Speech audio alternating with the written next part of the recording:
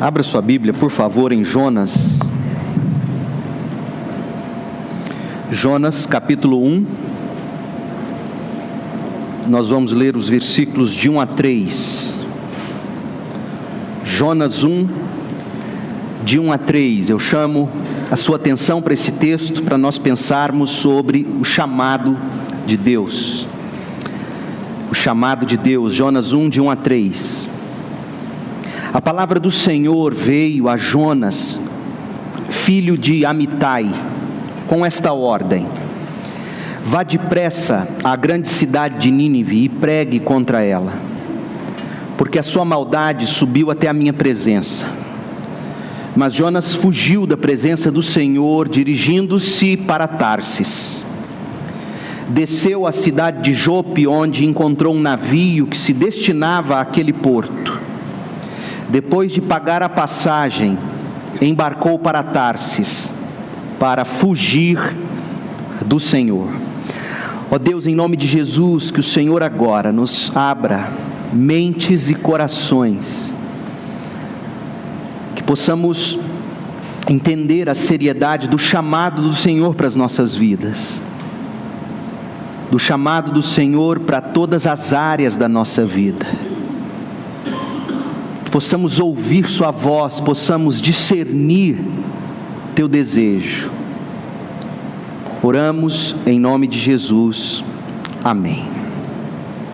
Quando nós falamos de chamado, geralmente a gente pensa apenas no chamado missionário ou pastoral, mas todos nós em Cristo somos chamados. Em primeiro lugar, nós fomos em Cristo chamados para a vida eterna. O chamado eficaz do Senhor nos salvou.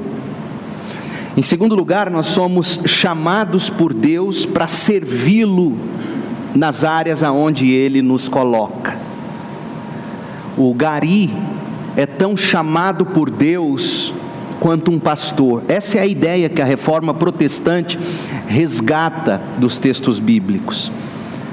Porque a ideia que se tinha era de que o trabalho nobre, o trabalho valoroso, o trabalho divino, era aquele do pensamento, diziam os gregos e os filósofos, ou o trabalho divino é o trabalho eclesiástico da igreja, diziam o clero, os bispos do catolicismo romano. Mas homens e mulheres são chamados por Deus para servirem para a glória de Deus e para o bem do próximo em todas as áreas. Alguns desses homens se destacam. A história da humanidade, inclusive a história da igreja, produziu muitos gigantes, homens e mulheres que se destacaram pelo caráter, pela coragem, pelas contribuições que eles fizeram para o mundo. Se eu perguntasse a você o nome de alguma pessoa que pela grandeza dela inspirou ou influenciou você, eu tenho certeza que você conseguiria lembrar de alguém, seja do passado através de livros, seja do presente através da vida. Todos nós temos gigantes que nos influenciam e nos inspiram. Por outro lado, todo gigante de Deus tem a sua fraqueza. Nós somos humanos. E o fato de sermos humanos faz com que nós soframos debaixo da inclinação para o pecado que nos atormenta. Paulo, o grande gigante do Novo Testamento, ele diz: eu sou um miserável, porque o bem que eu quero eu não consigo praticar. Um dos meus gigantes na história da igreja é Tozer, A.W. Tozer. Alguns talvez já ouviram falar dele, já leram livros dele. Seus livros são pepitas de ouro, de grande valor.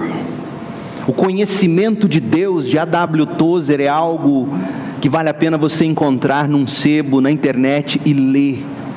Indescritível. Ele foi considerado como o profeta do século XX. Suas palavras, seus sermões, seus escritos sempre foram como bálsamo e mel para a alma das pessoas. Um dos grandes da história da igreja, indiscutivelmente. Só que tem um problema. Quando a gente lê sobre a vida dele, e como todo ano eu tenho por hábito ler uma ou duas biografias, eu amo a história das vidas do passado. Para usar a linguagem do C.S. Lewis, eu gosto dessa brisa, eu gosto de abrir a janela da história e receber essa brisa de outros séculos. E há uns 4 ou 5 anos eu li a história do Tozer. Eu fiquei assim um pouco chocado, porque eu descobri que ele tinha uma enorme dificuldade para conciliar família e ministério. Família e ministério. Na escala de prioridades dele, o ministério vinha na frente da esposa, dos filhos, da vida. E a conclusão a que se chega é que Tozer, conquanto tenha cumprido fielmente sua vocação ministerial, Tozer fugiu da sua vocação conjugal. Porque o relacionamento marido e mulher é um chamado, é uma vocação, é nobre. Lyle Dorset, que é o autor da biografia que eu li, ele diz assim, escute bem sobre Tozer: a conclusão é inescapável de que quanto mais tempo Tozer gastava com Deus e dizia sim para os convites para viajar e para pregar, maior abismo ele abria entre ele mesmo e a sua esposa Ada. Ada se sentia, pelo menos em algum grau, sozinha, abandonada, especialmente depois que os rapazes mais velhos deixaram o lar para irem para a universidade e construírem suas próprias vidas.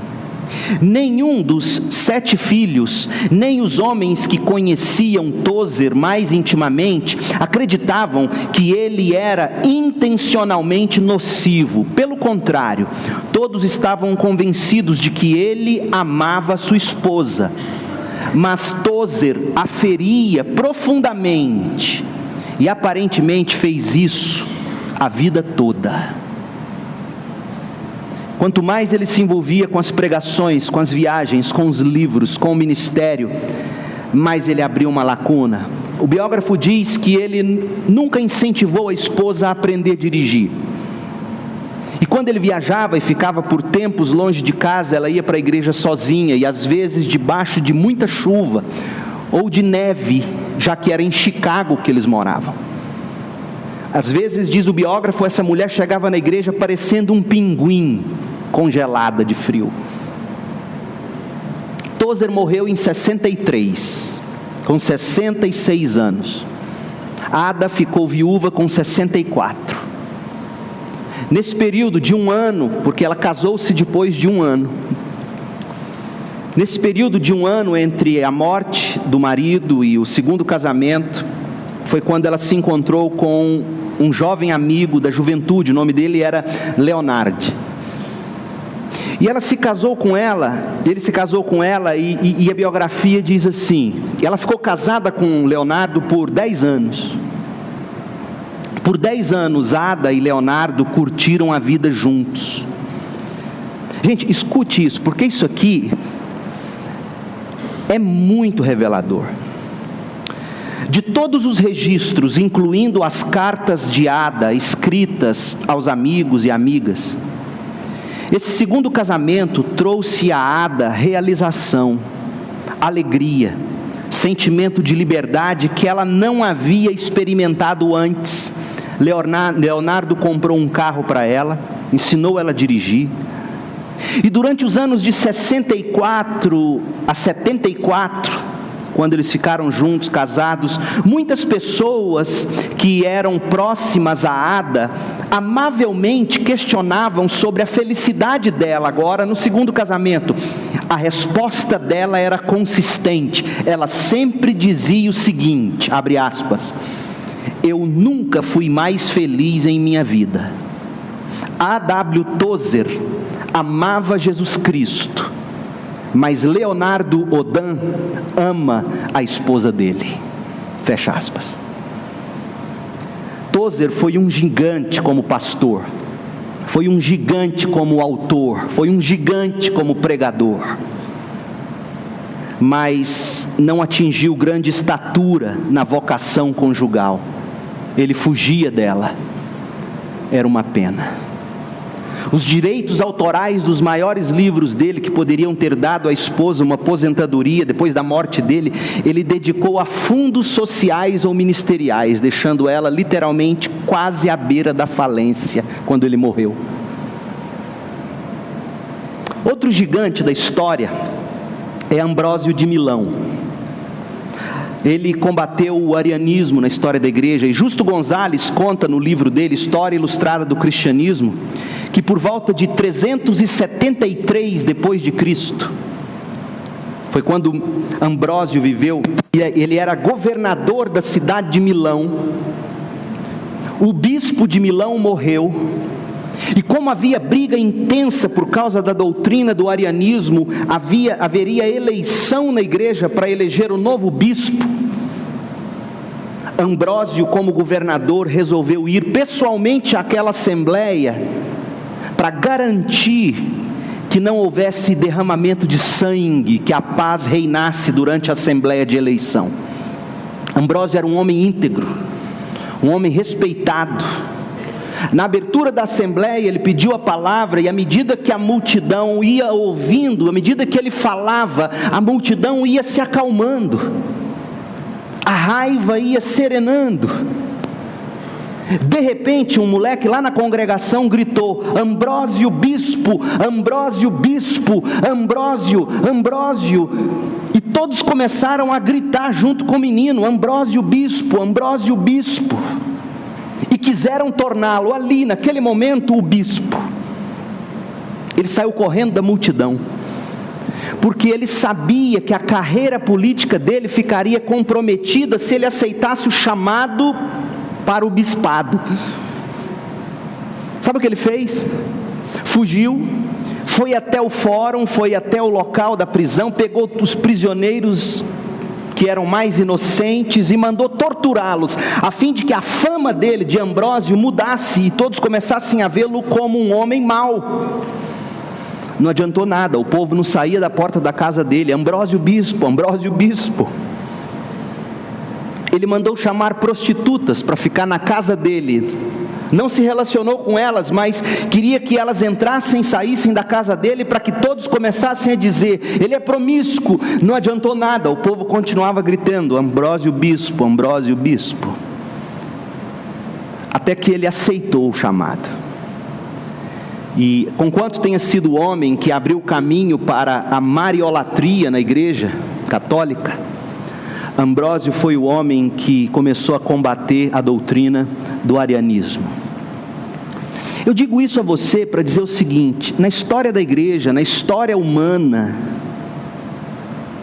nós encontramos sempre homens e mulheres que estão de alguma forma fugindo das vocações que Deus dá para eles. Agora, poucas histórias são tão emblemáticas quanto a do profeta Jonas. Jonas, contrário de Isaías, quando Deus chama a ele, Jonas responde mais ou menos assim: eis-me aqui, envie outro e não a mim. É triste porque sempre que Deus chama pessoas em especial, Deus chama essas pessoas para tarefas especiais. Deus tem a pessoa certa, no momento certo, no lugar certo, para aquilo que Ele a chama para fazer. No caso de Jonas, Deus o chamou para pregar contra o pecado de Nínive, anunciando o amor do Senhor. Jonas se recusou a obedecer à vontade de Deus, e a gente não pode ser tão apressado assim em julgar e condenar o profeta relutante, Jonas, porque todos nós, de alguma forma, como Jonas, fugimos de Deus. A gente entende a vontade de Deus para as nossas vidas, mas a gente se recusa a obedecer. Para muita gente, Nínive pode ser o chamado de Deus para você se reconciliar com Deus ou com alguém, mas você foge. Para você, talvez Nínive seja o chamado de Deus para você restituir alguém, mas você foge. Nínive é para todos nós a realização da vontade de Deus, que muitas vezes a gente discerne, sabe qual é para nós, mas a gente foge em desobediência. E pode ser que nesse momento da sua vida você esteja em um navio a caminho de Tarsis. E Deus está murmurando no seu coração e dizendo: vá depressa, vá para Nínive. Qual é o chamado de Deus para a sua vida? Em que direção Deus hoje tem inclinado a sua vida? Veja que na estrada do cristianismo só existem duas vias possíveis. Ou você segue para Tarsis, fugindo de Deus, ou você segue para Nínive, cumprindo a vontade de Deus. Na caminhada com Deus não existe uma via alternativa. É norte ou sul, é leste ou oeste.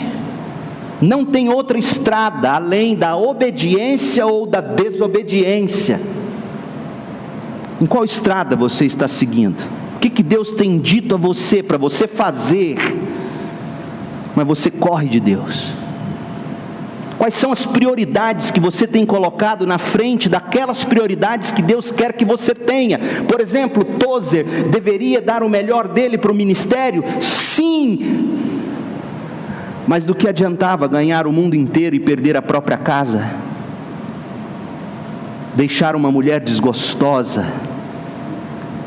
Sempre há um caminho para o qual Deus nos aponta, e as chances são de nós, inclinados pelo pecado, sempre corrermos em direção oposta. Agora ouça o que eu vou te dizer: quem foge de Deus tem excelentes argumentos.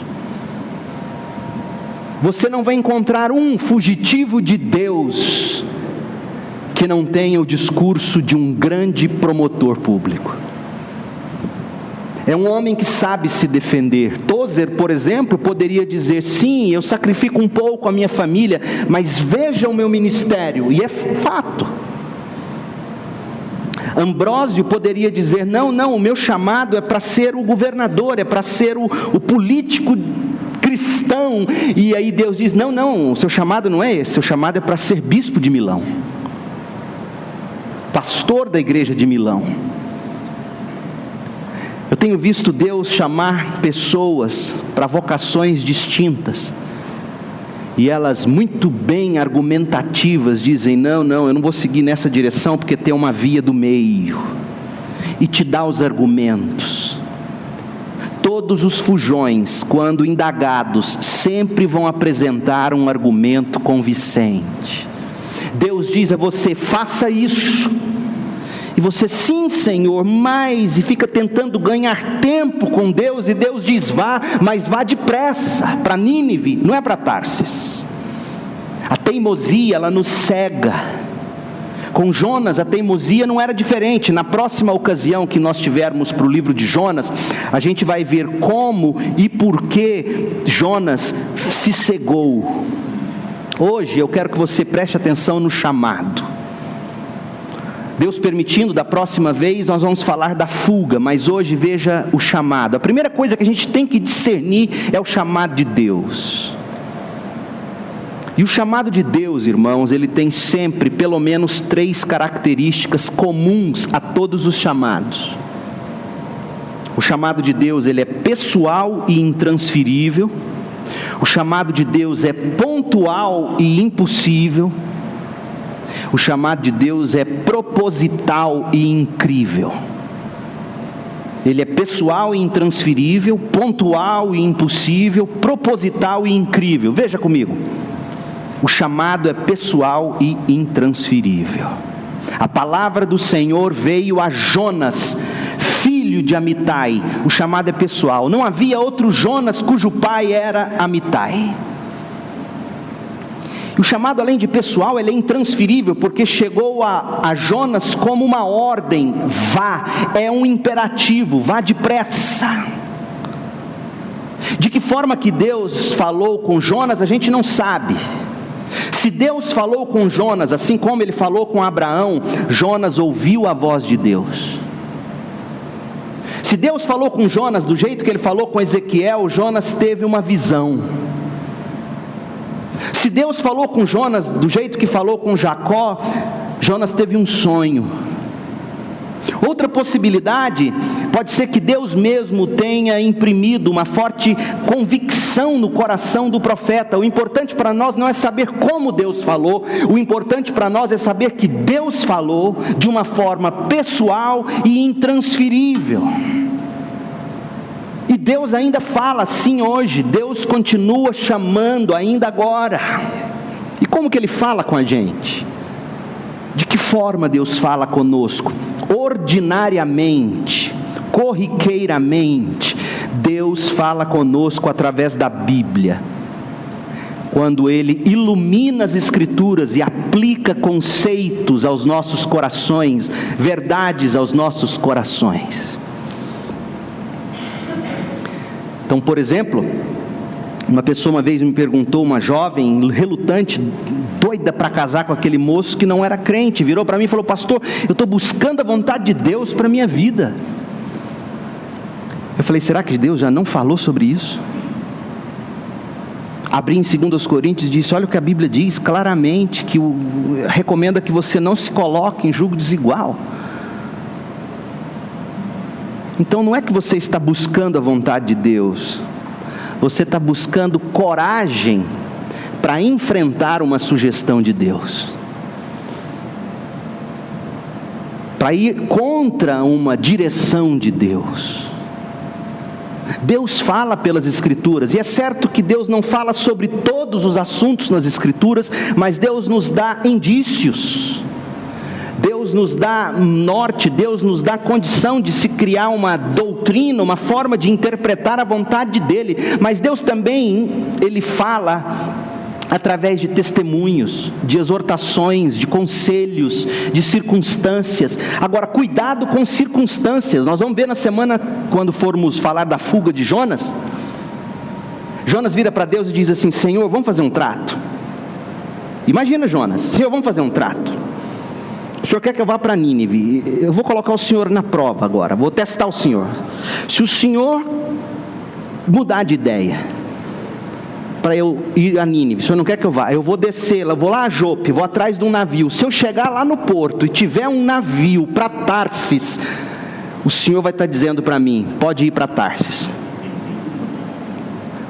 Você está vendo como é perigoso você pedir essas coisas para Deus? Aí Jonas ora: Senhor, se eu chegar em Jope, tiver um navio para Tarsis, e eu tiver dinheiro suficiente para passagem, o Senhor, tudo bem, Deus? Aí Deus lá olhando assim: meu Pai amado. E Deus cala. E aí Jonas vira e fala assim: quem cala consente. Olha a teologia do pecado. E aí esse coitado foge, chega em Jope, está lá o navio, tem dinheiro no bolso. Oh Senhor, ele fica tão em paz com isso, que ele entra no navio e dorme e ronca. Está lá, o texto diz que ele estava dormindo. Irmãos, cuidado com circunstâncias, com colocar Deus à prova. Deus fala pelo Espírito através da palavra, e Ele diz: vai e faça, receba e seja, discirna e viva. Porque quando o chamado chega, não é suficiente discerni-lo, é necessário que se obedeça. O chamado, ele é pessoal, ele é intransferível, e a gente precisa ouvir. Em segundo lugar, o chamado é pontual e impossível. Como assim? Deus, ele chama, a palavra veio ao coração com clareza e com descomplicação. Deus diz assim: vá depressa. O chamado é pontual: vá agora. Não é para esperar. Deus informou o tempo e Deus informou a ação. Era para ser já, era para ir, não era para ele se acomodar. O chamado chegou aos seus ouvidos com notas de realidade, de desafio. Diz assim: vá depressa à grande cidade de Nínive. Descreve o tamanho do chamado. Olha, você chegar a Nínive e pregar a Nínive é uma obra impossível para você sozinho. Por Por que eu digo que o chamado de Deus é pontual e impossível? Porque na maioria das vezes, quando Deus diz, vai, faça, sabe o que Ele vai estar dizendo para nós? Quando você constatar a vontade dEle, Ele vai estar dizendo, eu não posso, eu não consigo, não é para mim. Como Jonas. E a gente vai dizer assim, sim Senhor, eu entendi, mas eu também entendi que não é para mim, se o Senhor não estiver comigo. Não é para mim se o Senhor não viver em mim. Não é para mim se o Senhor não fizer através de mim. Não é para mim se eu não viver a vida que eu agora vivo na carne, pela fé no Filho de Deus. Gálatas 2:20. O chamado caiu sobre os ombros como peso de responsabilidade e destino. Deus diz, pregue contra Nínive, porque a maldade da cidade subiu até a minha presença. Deus colocou um fardo sobre os ombros, um fardo de responsabilidade, que somente pela graça de Deus Jonas suportaria. O destino de Nínive, o destino de uma nação estava nas mãos dele. Pense bem, quando Deus nos chama para algo, Ele põe sobre nós um peso, não insuportável, peso suportável, porque a graça nos sustenta, mas é peso. É um chamado pontual, é um chamado impossível, se for na carne, se for na sua própria força. Nínive tinha mais de 1 milhão de habitantes. Nínive era a capital da Assíria, o grande inimigo de Israel. Nínive está hoje localizada na região que é o Iraque. Estradas bem pavimentadas, muros altos e largos cercando Nínive, a capital do Império Assírio.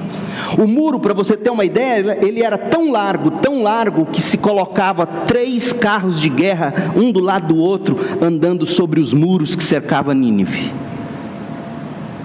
Por que Deus chamaria um profeta de Israel para Nínive? Irmãos, a teologia de Jonas e a teologia do povo de Israel era a seguinte: Deus abençoa Israel de 2 formas. Primeiro, Deus abençoa Israel dando prosperidade econômica, geográfica, espiritual. E Deus abençoa Israel, em segundo lugar, amaldiçoando os inimigos de Israel. Cria-se dessa forma naquele tempo. É como hoje, eu vejo igreja neopentecostal dizendo assim, Deus tira do ímpio para dar para o justo. Meu Deus! Israel cria, e Jonas cria que Deus só abençoaria Israel se desse prosperidade geográfica, econômica e ao mesmo tempo amaldiçoasse Nínive. Mas aí vem Deus e diz, eu quero que você vá até Nínive, e eu quero que você apresente a Nínive a oportunidade de arrependimento. Eu quero que você leve a minha graça e o meu amor a todos os povos. Esse é Deus. Qualquer outro Deus que te apresentarem aí, mesmo que em nome de Jesus, que não te ensina que você tem que aprender a servir, mesmo a ninivitas que acabam com você, não é o evangelho da graça e do amor de Jesus Cristo. Deus continua chamando a gente para coisas, humanamente falando, impossíveis, até absurdas. O chamado é pontual, o chamado é impossível, porque Deus diz a nós, a tarefa é essa, cabe a você agora confiar, clamar e confiar. E em último lugar, o chamado é proposital e incrível. Proposital e incrível. Olha o que diz o texto. Verso 2, a sua maldade subiu até a minha presença. O chamado era proposital, porque o que se esperava de Jonas era que ele levasse o evangelho, a oportunidade de arrependimento, as boas novas de salvação. E era incrível, porque é um chamado para converter uma cidade que de tão maldosa, de tão perversa, como fumaça de um holocausto, essa maldade atingia até o céu. E aí é um chamado incrível, porque Deus quer que Jonas leve o Evangelho, a fim de que o Evangelho converta aquele povo dos seus maus caminhos, e tamanha maldade desapareça da face da terra. É um chamado incrível. Jonas percebeu que esse chamado era incrível, e Jonas fugiu. Se você ler Jonas 3, versículo 10, até Jonas 4, versículo 2, Jonas vai dizer: Senhor, sabe por que eu fugi? Porque eu sei que o Senhor é misericordioso, é compassivo, é paciente. O Senhor não castiga quem se arrepende. Eu achei incrível que o Senhor quisesse salvar esse povo, eu fugi. E Deus disse: Jonas, você deveria achar incrível o fato de que meu Evangelho, quando atinge alguém, transforma. Você não tem que achar incrível questionando-me. Você tem que achar incrível adorando-me, dizendo: aleluia, vamos ver os ninivitas transformados. O chamado de Deus é proposital, ele é incrível. Agora, irmãos, eu fico triste que eu olho ao redor e vejo cristãos abandonando o Evangelho para levar outras mensagens. Existem púlpitos espalhados por esse Brasil que pregam autoajuda, que pregam segredos de liderança, que pregam psicologia popular, mas não pregam a Bíblia. Enquanto que o chamado de Deus, sendo ele proposital, pregue a graça, pregue o Evangelho, produz resultados incríveis. Nós deveríamos nos dar conta disso. O pecado nos tornou maus, o pecado nos perverteu. E enquanto o pecado não for tratado pelo Evangelho no coração da gente, enquanto o pecado não for derramado da vida da gente na sociedade onde a gente está inserido, nós não vamos ver a maldade que sobe até o céu ser erradicada dessa terra. O nosso chamado, irmãos, ele é incrível. Ele é para transformação. O nosso chamado, ele é pontual, é para levarmos o Evangelho ao nosso coração e do nosso coração ao mundo. Existem, por exemplo, pessoas que são darwinistas na sua crença, pensam como Charles Darwin pensava, que o problema do homem é uma questão biológica, não tem como a gente não melhorar do mal, a não ser que a gente evolua. E aí na prática, eles ficam ensinando as pessoas a evoluírem em suas atitudes. Ou a gente é como John Dewey, que diz: olha, o problema do ser humano é que falta educação, vamos dar educação, vamos melhorar as condições e o ser humano vai melhorar. Outros dizem, como Freud dizia: não, o problema do homem é falar que todo mundo é pecador, deixa o homem fazer o que ele quer, senão ele vai virar neurótico. Se o homem for livre para fazer o que quer e buscar o prazer, a neurose acaba, a sociedade melhora. Ou como Karl Marx, pai do comunismo, que dizia que o problema do homem é econômico, e aí fica a igreja lutando por divisão de terra. O evangelho da libertação. Gente, sim, todos esses problemas são sérios. Existem problemas estruturais na sociedade, econômicos, educacionais. O pecado afetou sim a psique, a alma da gente, ninguém está negando isso. O problema é que enquanto ficarmos tratando só disso na epiderme, nós não vamos resolver o problema. O evangelho tem que penetrar a fundo, para que o pecado seja abandonado. E aí o evangelho que penetra a fundo começa a ser derramado na sociedade e as transformações acontecem. Hoje de manhã, nós podemos resumir da seguinte forma tudo que foi dito. O chamado de Deus, ele é pessoal e intransferível. Chega até nós de forma pontual e humanamente impossível, para a gente agir de forma proposital e incrível, vivendo o evangelho, levando o evangelho no poder do Espírito Santo. Sabe o que acontece quando esse chamado é atendido? Olha o que Paulo viu acontecer em Corinto, para a gente encerrar. O chamado de Deus em Corinto, no capítulo 1, verso 26 a 31. É o chamado de Deus falando da conversão. Irmãos, pensem no que vocês eram quando foram chamados por Deus. Vocês foram chamados, foram salvos, receberam vocação. Poucos eram sábios segundo os padrões humanos, poucos eram poderosos, poucos eram de nobre nascimento, mas Deus escolheu o que para o mundo é loucura. Deus chamou vocês. 1 Coríntios 1, de 26 a 31. Agora, olha o resultado desse chamado na sociedade de Corinto. 1 Coríntios 6, 9. 1 Coríntios 6, 9. Vocês não sabem que os perversos não herdarão o reino de Deus? Não se deixe enganar.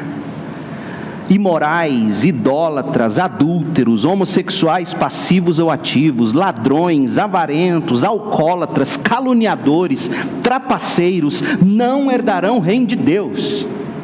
Agora, olha que lindo, verso 11. Assim foram alguns de vocês, mas foram lavados, foram santificados, foram justificados no nome do Senhor Jesus Cristo e no Espírito do nosso Deus. Alguns de vocês foram imorais, idólatras, ladrões, alcoólatras, caluniadores, trapaceiros. Alguns de vocês foram da pior espécie, até que o chamado de Deus atingiu vocês.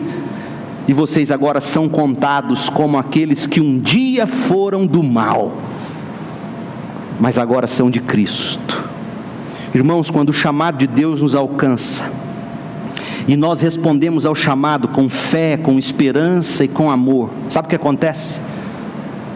A gente é transformado para transformar.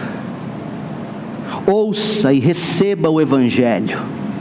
Deixa o Evangelho transformar você, informar você, mostrar a você quais são as prioridades na vida. Não fuja do chamado, receba-o hoje. Você precisa dele para viver. Nós precisamos dele para vivermos melhor. O mundo precisa dele para ser transformado. Feche os seus olhos e ore comigo. Pai querido, em nome de Jesus, faça-nos ouvir o seu chamado nessa manhã. Talvez o Senhor esteja chamando alguém ou alguma pessoa entre nós para salvação, para a entrega de sua vida a Jesus Cristo. Talvez o Senhor esteja discernindo que a vontade do Senhor é essa. Talvez o Senhor esteja revelando de forma pontual o que o Senhor deseja para cada um de nós aqui, de forma específica, e talvez o sentimento seja de impossibilidade, mas que o Senhor também traga esperança de que no poder do Teu Espírito é possível sim ir e ver Nínive transformada. Ó Deus, que possamos ouvir o Seu chamado, esse chamado que é pessoal e que é intransferível, esse chamado que é pontual e que aparentemente é impossível, esse chamado que é proposital e incrível, porque é o poder do Evangelho em nós e através de nós, transformando. Oramos pedindo que ninguém aqui fuja, como Jonas fugiu, e que haja entre nós um sim, eu aceito o seu chamado nessa manhã, eu vou sair daqui e obedecer já, eu vou já a Nínive nessa manhã, vou no poder do seu Evangelho, em nome de Jesus, amém.